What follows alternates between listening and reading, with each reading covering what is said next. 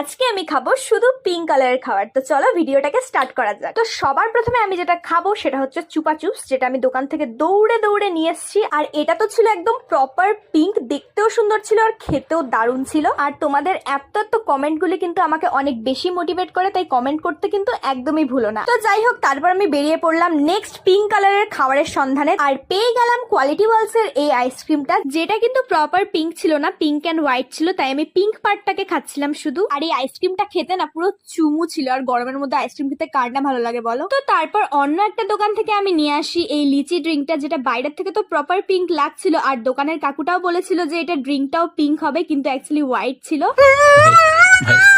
তাও আমি অল্প করে খেয়েছিলাম। আর একদম লাস্টে যেটা আমি খাবো সেটা হচ্ছে সেন্টার ফ্রুট, যেটা একদম প্রপার পিঙ্ক আর যেটা আমি প্রায়শই খাই। তো এটা খেয়ে আমি আমার পিঙ্ক ফুড চ্যালেঞ্জটাকে কমপ্লিট করলাম। আর নেক্সট আমি কি রঙের খাবার খাবো সেটা কমেন্টে জানিও, আর সাবস্ক্রাইবটা করে দিও। টাটা।